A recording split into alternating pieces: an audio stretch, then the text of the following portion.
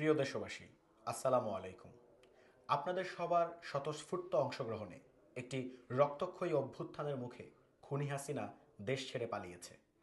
জুলাইয়ের শহীদদের রক্তের বিনিময়ে আমরা মুক্ত হয়েছি একটি চরম ফ্যাসিবাদী সরকার থেকে। তবে লড়াই এখনো শেষ হয়ে যায়নি।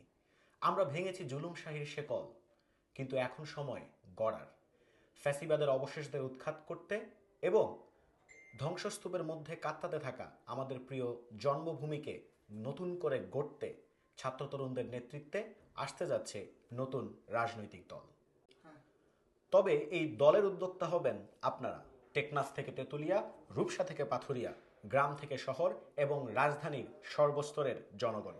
আপনারাই নির্ধারণ করবেন আগামীর রাজনীতি, ঠিক করবেন কেমন হবে স্বাস্থ্য খাত, কেমন হবে শিক্ষা খাত, কোন পররাষ্ট্রনীতি গ্রহণ করলে আমাদেরকে অন্য রাষ্ট্রকে তোয়াজ করে চলতে হবে না, কোন পলিসি গ্রহণ করলে আমাদের পরিবেশ ও জলবায়ু হবে বসবাস উপযোগী, আমরা কৃষিতে ও খাদ্যে হব স্বয়ংসম্পূর্ণ।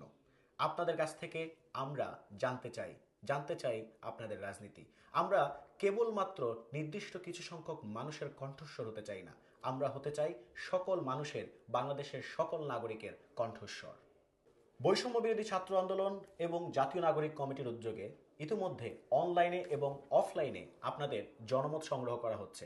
অনলাইন কিংবা অফলাইন যে কোনো মাধ্যমে জানান আপনারা কেমন রাজনৈতিক দল চান, দলের মার্কা কি হতে পারে, দলের প্রতীক কি হতে পারে, দল কি কি কর্মসূচি হাতে নিতে পারে। বাংলাদেশের রাজনৈতিক ইতিহাসের এমন অনন্য এবং মহৎ উদ্যোগে সকলেই সামিল হন।